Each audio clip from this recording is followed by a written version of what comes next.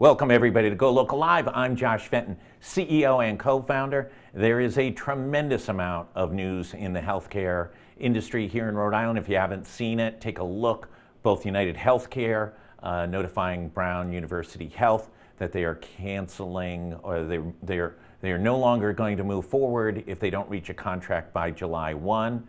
That would be for Medicare Advantage patients. There's tens of thousands in Rhode Island who use that. Also a big story about Charter Care, the problems that they're having selling the bonds to finance the deal, to take them away from Prospect and into this new venture with a nonprofit from Georgia that has never run a hospital before. So lots of news. Also, the Attorney General is having a press conference this morning at 10:30. Kate Nagel will be over there if the Attorney General lets her in the door, but we'll see about that. And we've got Dr. Phil Chan on. Dr. Chan, thank you so much for joining us. Thank you for having me. Did I recap everything in real time quick enough? There's a lot going on, that's for sure. There's a lot going on. One of the issues that is, just a massive plague for Americans, and it's a global issue, obviously. It affects tens of millions of Americans and really hundreds of millions de facto by impacting their families, are the issues of dementia and Alzheimer's. And there's been a lot of news about it. There's some breakthrough hopes, then sometimes they get dashed. Let's break it down a little bit. Talk a little bit about, just from a basic nomenclature, what's the difference between dementia and Alzheimer's?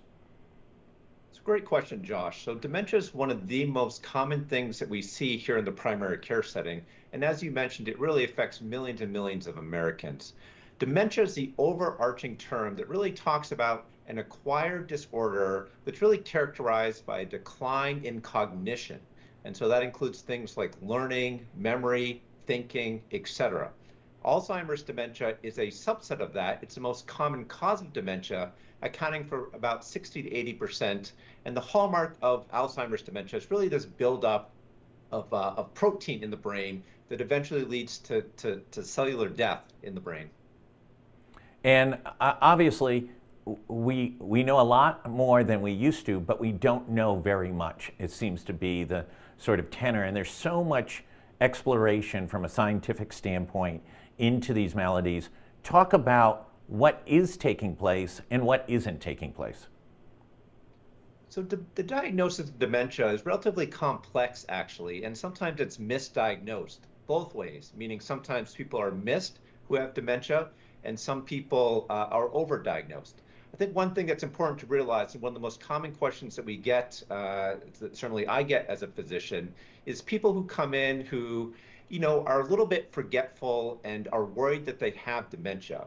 And I think one of the hallmarks of Alzheimer's dementia is that you typically don't realize actually that you are forgetting things. In fact, the forgetfulness and the memory issues are usually pointed out by a family member or a friend, someone around you, and you don't realize it yourself.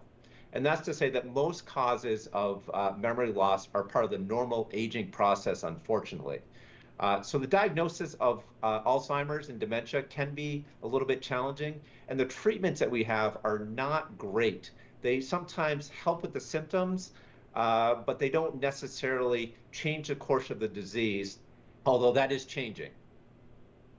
If you cannot watch a network news broadcast without some over-the-counter memory helper drugs, is there any science behind those?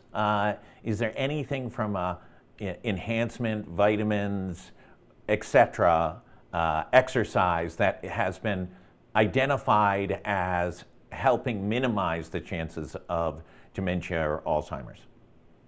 There's a lot out there in terms of supplements. I do want to caution people that most of those supplements do not have a lot of great data behind it. In fact, most of it is marketing. A lot of these supplements are largely part of this unregulated supplement industry. We do know a lot about how to prevent things like dementia and Alzheimer's. And as you mentioned, it really comes back down to the basics: activity, exercise, eating healthy, maintaining a healthy weight. Those are really going to be the best ways to prevent dementia and stay fit and sharp in the future as you age.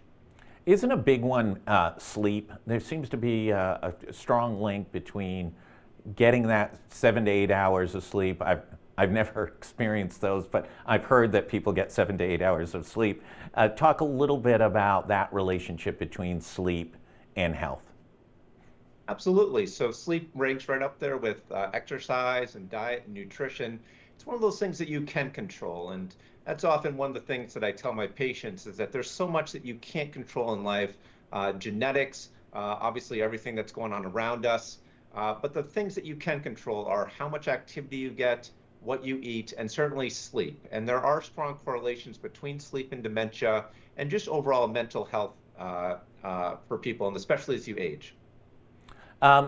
There's been a lot of activity and a lot of, coming out of Brown a few years ago, Steve Salloway, they thought they had something that might attack Alzheimer's. It made its way, it was controversial, it made its way through FDA approval. It has now gone the way of the dodo bird.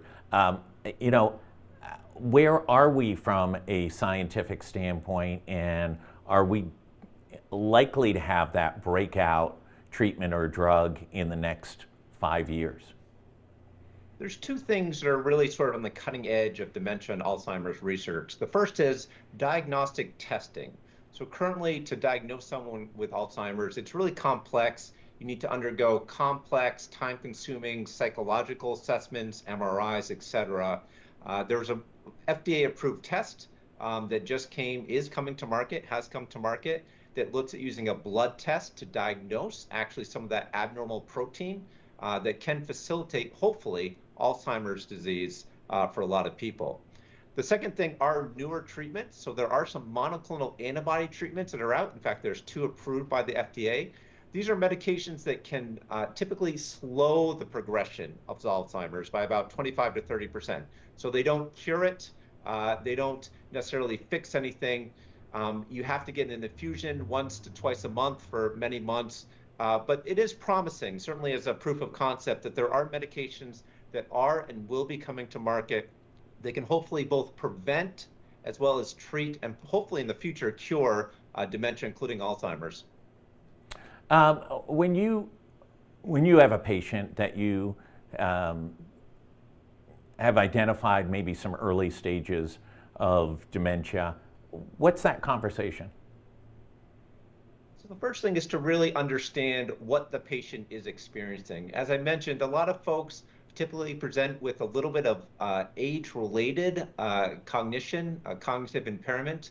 I'm also cognizant that depression a lot of times can mimic dementia. In fact, that's most commonly what I see in folks that come to me with memory loss, is that they actually may have a little bit of depression, which can cause some similar symptoms.